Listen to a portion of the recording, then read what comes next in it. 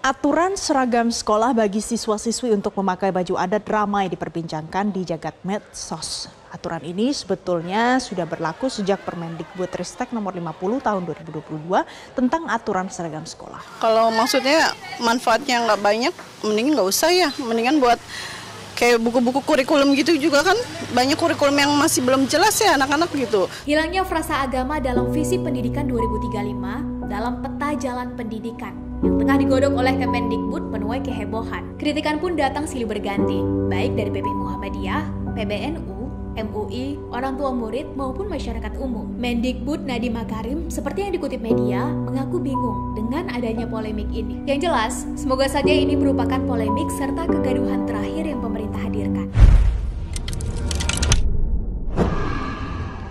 Assalamualaikum warahmatullahi wabarakatuh. Waalaikumsalam warahmatullahi wabarakatuh. Pemirsa, kita ingin mendengarkan bacaan berita dari Bung Kameramen yang penuh cakrawala. Bung Kameramen, apa nih beritanya?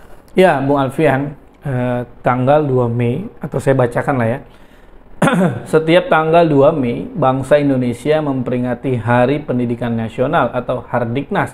Di balik perayaan ini, terukir kisah inspiratif dan perjuangan gigih Ki Hajar Dewantara, pahlawan pendidikan yang mengantarkan bangsa menuju gerbang kemerdekaan melalui pencerahan ilmu pengetahuan. Nah, Bung Alfian, untuk awal sesi kali ini, bagaimana kualitas pendidikan di Indonesia hari ini, Bung Alfian, dalam kacamata Bung Alfian sebagai seorang pendidik? Silakan, Bung Alfian. Bismillahirrahmanirrahim. Sebelum kita meneruskan, ini juga menetapkan tanggal 2 dan menetapkan Ki Hajar Dewantara menurut saya juga kurang relevan. Terus terang saja. Karena inisiator gerakan pendidikan yang berskala nasional itu adalah Muhammadiyah, dan memang ini negeri ini unik. Kalau inisiatornya adalah kalangan Islam, apakah perorangan ataupun apapun organisasi, tidak pernah bisa dijadikan tempat di mana dia adalah disebut sebagai pelopor. Contohnya apa? Gerakan nasional. Gerakan nasional itu yang dianggap ini adalah Budi Utomo, padahal gerakan itu adalah Sarekat Dagang Islam. Betul. Ya, yang diinisiasi oleh Sudarno Hadi, yang orang hanya mengenalnya dengan nama Haji Saman Hudi. Nah, nama aslinya Sudarno Hadi, pemirsa. Nah, sekali lagi saya ingin katakan, kita harus berani mengatakan bahwa Hardiknas adalah Hari Pendidikan Nasional. Kita setuju, tapi kita tidak setuju menyebut seolah-olah Ki Hajar Dewantara adalah only one choice, only one man. Ya. Dia memang punya jasa, dia punya pandangan-pandangan filosofis, tetapi itu tidak meng-Indonesia. Yang Indonesia itu justru perguruan Muhammadiyah, justru pesantren-pesantren NU. Itu kalau mau kita buka, makanya tuh jadi bagus, Bung Kameramen, ketika NU dan Muhammadiyah bergabung di Masumi, pelajar tradisional dengan pelajar modern belajar di PII. Itu cakep, makanya betapa hebatnya orang tua zaman dulu. Tapi sekali lagi, Hardiknas kali ini harus bisa membahasakan bahwa negeri kita sudah terlalu jauh tertinggal dalam banyak hal, dalam dasar-dasar filosofi, dasar-dasar manajemen pengelolaan, dan gonta-gantinya kurikulum yang tidak berdasarkan kepada proses matrikulasi nilai kependidikan untuk seluruh rakyat Indonesia. Tidak menjadi sebuah pemenuhan hajat dan hasrat untuk membuat negara kita menjadi negara yang kuat daripada kemungkinan terburuk untuk disingapurkan, ditibetkan, atau dipalestinakan. Ini sebagai sebuah kegalauan saya yang saya perdengarkan. Hardiknas harus menjadi titik elektronuklir pendidikan, bahwa kita melahirkan anak bangsa yang cinta negaranya karena Allah Subhanahu wa taala, yang cinta Allah Subhanahu wa taala sebagai orang beriman yang juga menjaga keutuhan negaranya. Hardiknas harus menjadi starting kita untuk menjadikan Indonesia tidak boleh begini-begini saja. Iya, Bung Alfian, bicara soal pendidikan Indonesia, sebelum pemilu kita sempat mendengar Ridwan Kamil menyampaikan bahwa yang mendukung Anies ya rata-rata pendidikan menengah atas, Bung Alfian. Nah, faktanya yang dimenangkan oleh MK itu adalah Prabowo. Berarti kan pendidikan atau orang yang punya pendidikan menengah ke bawah yang hari ini menang, Bung Alfian. Kira-kira kan begitu. Nah, berarti kan Bung Alfian, apakah mungkin yang sering Bung Alfian sampaikan, pemiskinan, pembodohan, ini memang terus dirawat agar pemimpin atau presiden yang menang adalah sesuai kemauan para para orang bodoh atau orang yang ingin terus ada kebodohan. Nah, itu yang pertama, Bung Alfian. Kemudian saya melihat Nadiem Makarim sebagai Menteri Pendidikan hari ini tidak bisa tidak terlihat gitu melakukan peningkatan kualitas pendidikan, Bung Alfian. Yang dia sibuk adalah kan mengganggu, Bung Alfian. Misalkan hari ini nggak ada saya lihat anak sekolah pakai baju koko. Setiap hari Jumat kan udah diganti kan pakai batik. Kemudian sibuk gonta-ganti busana. Jadi ingin ada busana adat di sekolahan. Kasihan kan yang orang Papua pakai koteka misalkan ke sekolahan. Kemudian jadi sibuknya itu bukan sibuk peningkatan kualitas atau distribusi pendidikan yang meluas, Bung Alfian, seperti misalkan di daerah-daerah. Makanya itu kan salah satu Nadiem baru melarang atau memberhentikan ada ujian nasional di 2021. PII sudah minta ujian nasional ditiadakan sejak lama, Bu Alfian. Karena kita melihat baik cara pengajaran atau pemahaman tidak bisa disamakan antara di Indonesia dengan di Papua. Di Jakarta misalkan, di Jakarta dengan di Papua, di Jakarta dengan daerah lain. Karena kan caranya mungkin berbeda. Nah, mungkin dua hal ini apa yang Bu Alfian ingin berikan masukan? Ya, saya akan mengawal dulu dengan persoalan pendidikan kita yang menurut saya belum terselesaikan. Yang pertama adalah pemerataan. Yang kedua adalah relevansi. Yang ketiga adalah mutu dalam artian yang sebenarnya. Saya sering bertanya, ada Institut Pertanian Bogor.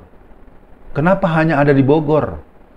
Kenapa tidak ada di Bukit Tinggi, kan juga banyak sawah kok di sana? Iya benar. Kenapa tidak ada Institut Pertanian Sulawesi Selatan? Kalimantan. Iya. Ini satu pertanda bahwa memang Jawa sentris itu telah membuat orang akhirnya ingin berbondong-bondong ke Jawa. Yep. Dibuat dong di sana apalagi sekarang dengan adanya teknologi yang sangat canggih kan itu udah harus bisa begitu. Tapi ini catatan khusus. Yang kedua relevansi. Saya ingat betul di masa-masa saya masih intens mengajar sekitar tahun-tahun 2000-an, 2010-an. Itu ada satu fakultas yang sangat tidak relevan dan hablur. Fakultas Hukum. Di seluruh Indonesia itu orang tahu-tahu nggak tahu kapan kuliahnya udah sarjana hukum. Itu dipersoalkan relevansinya. Nah, terus dari segi mutu, lalu apa bedanya orang yang sudah kuliah dengan yang belum kuliah? Itu sering jadi pertanyaan saya dalam keseharian. Makanya dalam perdebatan publik di forum-forum ilmiah saya bisa memaklumi kegeraman orang yang bernama Rocky Gerung. Iya. Nah, merespon pertanyaan Bung Kameramen. Jadi ini ada persoalan. Kan sebenarnya ada 5 ya tuh ya Bung Kameramen ya. Yang pertama itu kan pemiskinan, pembohongan, pembodohan, penzoliman dan pembiaran. Nah, tapi bagus stressing Bung Kameramen pemiskinan dan pembodohan. Yang ingin saya katakan, pendidikan itu menjadi gratis ataupun tidak itu bukan jadi bahan kampanye. Itu harus jadi bahan yang menjadi kewajiban siapapun yang maju. Nggak usah pakai ngomong-ngomong makan gratis. Ya, makan gratis orang selama ini nggak dikasih makan juga. Nah, sekarang yang penting sekolah gratis, benar-benar gratis. Jangan hanya gratis bayarannya, tapi seragamnya mahal. Gratisnya proses BPP-nya atau SPP-nya enggak. Tapi yang lain-lainnya dibikin mahal. Ini kan sangat keterlaluan. Nah, jadi saya pikir ini memang adalah kegembiraan dari kelompok-kelompok NWO, The New World Order, dan kelompok-kelompok Illuminati, Bavarian Illuminati, Freemasonry sangat gembira. Termasuk juga kebijakan-kebijakan obor, kebijakan-kebijakan BRI. Jadi sekali lagi pemirsa, ya jelas Mendikbud kita ini mungkin lebih tepat jadi Menteri Online ya. Kalau Menteri Online itu cocok gitu. Kalau Mendikbudnya rasanya nggak jelas gitu ya. Dan sebenarnya dia Islam atau tidak pun jadi banyak pertanyaan karena beberapa sikap dan cara dia merespon persoalan sering menyakiti hati umat Islam, dan itu sulit dibantah dan perlu dilakukan konferensi pers oleh beliau ya untuk menerangkan siapa dan bagaimana. Ya, Bu Alfian, kita kan juga sama tahu bagaimana diksi ibadah kalau tidak salah, kemudian ada pelajaran bahasa Arab, frasa-frasa apa itu banyak yang dihilangkan, kemudian diklarifikasi, ya tidak tahu tuh nasibnya bagaimana hari ini. Itu yang 2020-2035 itu Bung Kameramen kan akan menghilangkan agama kan itu. Iya. Jadi mungkin untuk akhir sesi kali ini, kenapa Bu Alfian pemerintah kita hanya fokus pendidikan duniawi, Bu Alfian? Kenapa nggak ada pemfokusan misalkan pendidikan yang untuk akhirati gitu, misalkan support total gitu misalkan untuk pesantren, dan itu saya sepakat tuh dengan Bu Alfian, itu bukan buat kampanye, emang untuk ningkatin kualitas gitu. Nah, kenapa saya sampaikan begini? Karena kita mengalami kemunduran yang parah, misalkan banyak kasus anak SD hamil coba Bu Alfian. Iya. Dulu yang hamil banyak kan anak SMA, sekarang SD. Ini kan nauzubillah gitu Bu Alfian. Kemudian merokok. Anak SD yang banyak mulai merokok Bu Alfian. Ini kan apakah hanya anak diajakin pinter di sekolah, kemudian goblok di luar? Kira-kira gitu Bu Alfian. Jadi mungkin untuk akhir sesi kali ini, apa pesan Bu Alfian agar pemegang kekuasaan tidak hanya memikirkan pendidikan di kelas saja gitu Bu Alfian. Untuk closingnya silakan. Gerakan yang dikenal dengan Islamofobi, ya Amerika itu kan mengumumkan hari anti Islamofobi itu sebenarnya adalah hari lip service saja. Iya. Sesungguhnya mereka tetap melindungi itu supaya kenapa fenomena deislamisasi ini adalah buah daripada kebanyakan para pejabat-pejabatnya kan tamatan S3-nya dari perguruan-perguruan sekuler di negara Eropa dan negara-negara kaum orientalis. Itu yang harus dipahami dulu. Fenomena pergaulan bebas, merokok ini berhubungan dengan kebijakan. Kalau ada kebijakan-kebijakan yang berhubungan dengan informasi misalnya yang dilakukan oleh Cina, saya pada tingkat ini harus, ya mungkin pilihan yang paling gampang diberikan contoh ya Cina. Walaupun amit-amit itu dengan komunis ya kita nggak bakal kepengenan gitu. Betul. Nah artinya di Cina itu mereka menggunakan sistem komunikasi yang memang hanya 80%-an itu dari sistem komunikasi internal, sehingga urusan kebijakan segala macam. Di kita orang nggak jelas kapan kuliahnya, dia karena dia bisa kuliah online, dia bisa apa, dia bisa tahu-tahu doktor dalam dan bisa jadi pinternya bisa benar-benar pinter bukan kameramen, apalagi kan belajar begitu kan.